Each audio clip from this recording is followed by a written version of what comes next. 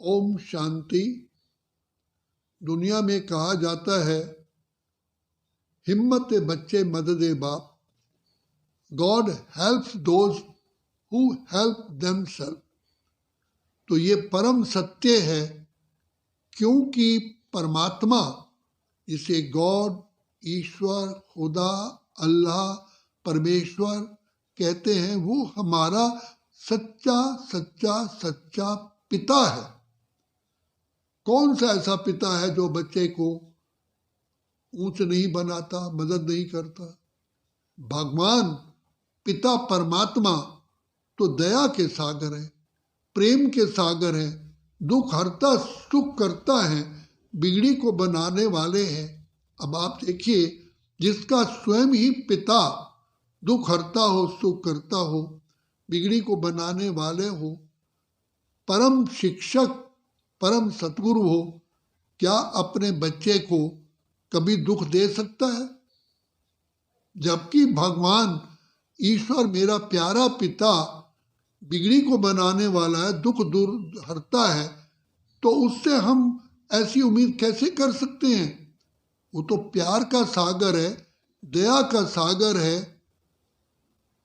ऐसी तो मनुष्य भी बहुत हैं जो दयावान है, ये तो भगवान है। लेकिन ये दोष लगाना कि दुख भी भगवान देता है, तो ये तो इसी को अति धर्मग्लानि कहा जाता है।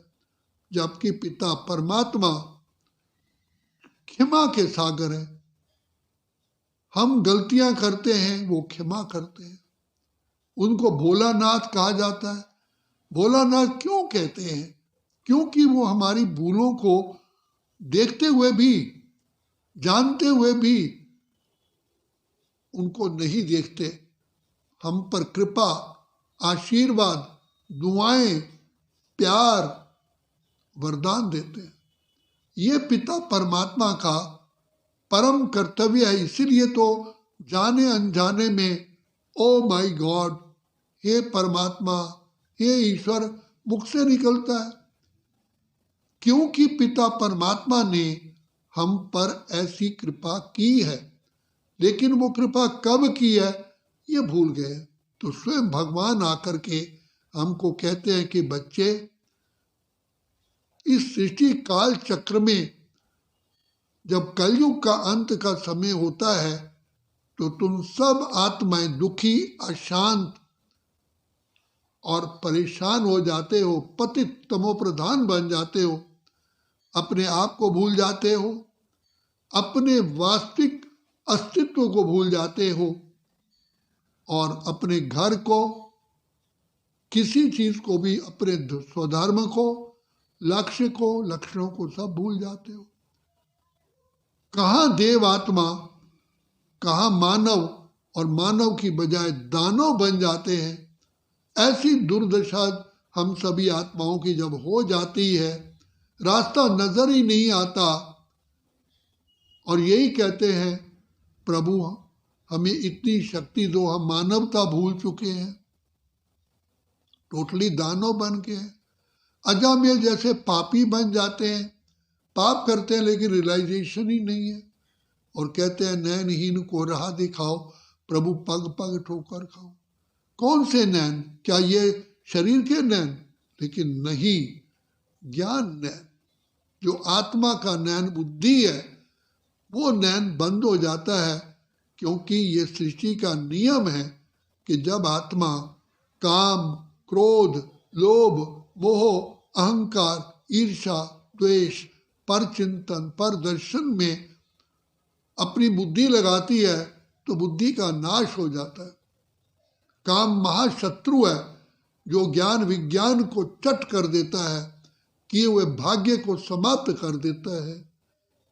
दुख का यही मूल कारण काम विकार है, जो मनुष्य आज समझते हैं हमने संसार में किसी को दुख तो नहीं दिया, किसी के लिए बुरा भी नहीं सोचा, फिर भी हमारे पास दुख क्यों आता है? क्योंकि ये भूल चुके हैं कि सबसे बड़ा विकार काम विकार है। ये आत्मा की हत्या करता है, आत्मा का घात करता है।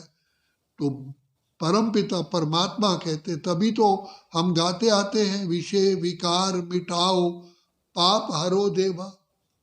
भले हम दूसरे पाप नहीं करते, लेकिन विषय विकारों में ग्रसित होकर के, इंडल्ज होकर के कोई भी कर्म करते हैं तो वो हमारा पाप का खाता बनता है। और दूसरी बात यह है, सूर्य के होते हुए अंधकार नहीं रहता। जहाँ बाप है वहाँ पाप कर्म नहीं होता, पाप नहीं। जहाँ पाप है वहाँ बाप गायब हो जाता है। जब अंधकार होता है तो कुछ भी स्पष्ट दिखाई देता। तो मानव आज अपने आप को ही भूल चुका है। एक तरफ कह रहा है ये मेरा शरीर है। अब आप सोचिए, जब कह रहे मेरा शरीर है तो मेरा कहने वाला कौन? कितनी बड़ी, सबसे बड़ी ब्लंडर है, कितना बड़ा अन्याय है। आज बड़े बड़े साइंटिस्ट, बड़े बड़े विद्वान आचार्य, बड़े बड़े योगी, बड़े बड़े तपस्वी, बड़े बड़े ज्ञानी, बड़े बड़े शास्त्रवादी, बड़े बड़े महामंडलेश्वर विशिष्ट, क्या आज किसी ने हमें कहा कि तुम शरीर नहीं हो, तुम आत्मा हो? क्या किसी ने हमें ये रोशनी दी? ज्ञान की बड़ी बड़ी बातें बनाते हैं, कई कई घंटे लेक्चर देते हैं, लेकिन क्या किसी ने एक सेकंड के लिए भी कहा कि आप क्या कहते हो, ये मेरा शरीर है, मुझे एक दिन जाना है? क्या शरीर जाएगा या मैं इसके शरीर अंदर निवास करने वाली मैं आत्मा जाऊंगी? कहने को कह देते हैं आत्मा चली गई, लेकिन कोई भी इस चीज को रियलाइज नहीं कराता कि मैं आत्मा हूं, मैं देह को ग्रहण, मैं देह के अंदर विराजमान हूं। शरीर को रथ कहते हैं, रथ चलाने वाले को रथी कहते हैं, रथवान कहते हैं। जब आत्मा निकल जाती है तो उस देह को, उस रथ को अर्थी बोलते हैं। अर्थी शब्द का क्या अर्थ है?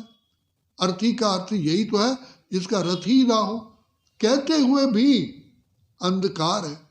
जैसे एक तोते का नाम था गंगाराम, उसको कहा गंगाराम नल पे मत बैठना। नल पे बैठा हुआ है और मुंह से कह रहा है गंगाराम नल पे मत बैठना, लेकिन उसको समझा नहीं कि ये शब्द समझने थे या मुख से रिपीट करने थे। तो ये कहते हैं आया है सो जाएगा, राजा रंक फकीर, एक सिंहासन चढ़ चले दूसरे बंधे जंजीर। कौन आया? आया है तो जाएगा कौन? आत्मा। ये नहीं समझते। अब परमपिता परमात्मा जो ज्ञान के सागर हैं वो इस पहेली को हल करते हैं। शास्त्रों में लिखा है आत्मदर्शन के पश्चात ही पिता परमात्मा का दर्शन होता है। लेकिन दर्शन माना क्या?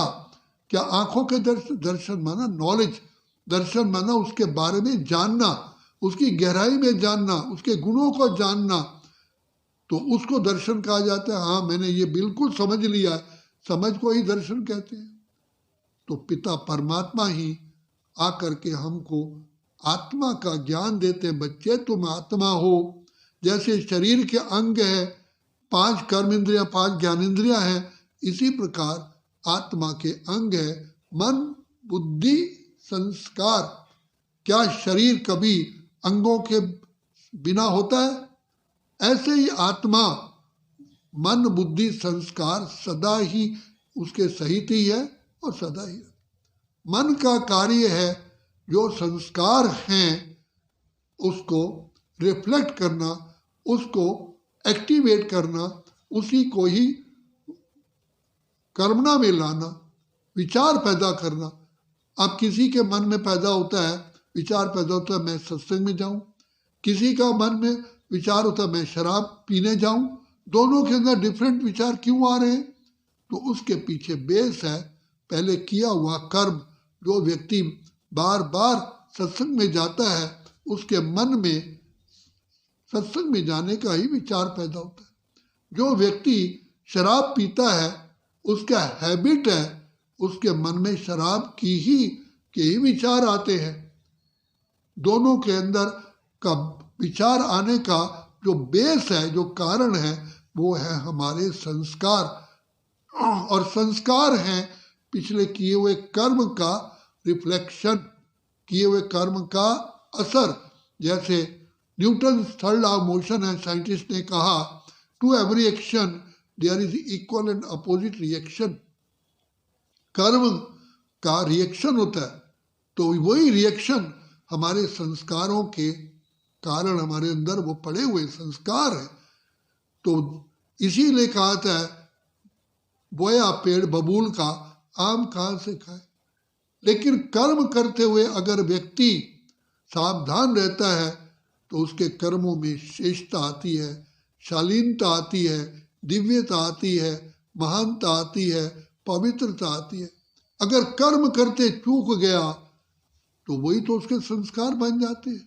जैसे कोई व्यक्ति अक्टूबर नवंबर में, जबकि गेहूं भी बोई जाती है, सरसों भी बोया जाता है, बोए गेहूं और मार्च अप्रैल में आके कहे प्रभु आप तो सब कुछ कर सकते हैं, अब मैंने बोया था गेहूं, कोई शक नहीं है, लेकिन अब सरसों पैदा कर दीजिए।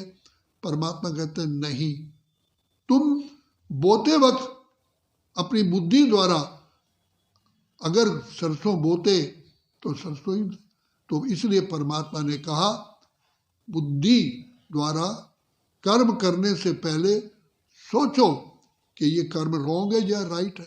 तभी कहा गया बिन विवेक, जैसा कर्म करते हैं बिन विवेक सत्संग ना हो, बिन सत्संग विवेक ना हो, तो जीवात्मा अपना मित्र अपना शत्रु है। तो पिता परमात्मा आकर के हमें बुद्धि को तीव्र करने के लिए हमें रास्ता बताते हैं कि बच्चे अपने को आत्मा समझोगे तो पिता परमात्मा याद आएगा, क्योंकि देह समझे देह का पिता याद आता है, देह के संबंधी याद आते हैं, ऑटोमेटिक है। इसी प्रकार परमात्मा की याद तभी आएगी जब अपने को आत्मा समझोगे, और आत्मा जब तक नहीं समझेंगे पिता परमात्मा नहीं याद नहीं आएगा। तो जब तक पिता परमात्मा से कनेक्शन नहीं जुटेगा, संबंध नहीं जुटेगा, तो प्राप्ति क्या होगी। आज भी हम किसी से कोई प्राप्ति करना चाहते हैं तो पहले उससे रिश्ता जोड़ते हैं। एक लड़की अनजान है, उसका कनेक्शन एक लड़के से होता है अनजान, तो वो हस्बैंड वाइफ बन जाते हैं। तब कितना अधिकार होता है, एक दूसरे से लेन देन करते हैं, इकट्ठे रहते हैं, सब करते हैं। ऐसे ही परम पिता परमात्मा जो हमारा अनादि अविनाशी पिता है, हम उसको ही भूल बैठे हैं। कहते तो हैं पिता, मुंह से पिता कह रहे हैं, लेकिन पिता समझते भी नहीं और उसका परिचय नहीं। इसलिए परम पिता परमात्मा को अपना परिचय स्वयं देना पड़ता है। इसलिए कहा स्वयंभू, वो खुद आते हैं। और दूसरे शब्दों में कहा खुदा, खुद आ, तो भगवान स्वयं आकर के प्रजापिता ब्रह्मा के मानव तन का आधार लेकर के हमें आत्मा की पहचान देते, घर की पहचान देते, खुद की भी पहचान देते, हमें शेष कर्म करने का भी ज्ञान देते, और उसके शक्तिशाली बनने के लिए अपने साथ नाता जोड़ते हैं। इन सब बातों को हमें विस्तार में समझने से हम फिर से श्रेष्ठात्मा, पुण्यात्मा, देवात्मा, धर्मात्मा, महान आत्मा बनते हैं। अच्छा, ओम शांति, ओम शांति, ओम शांति।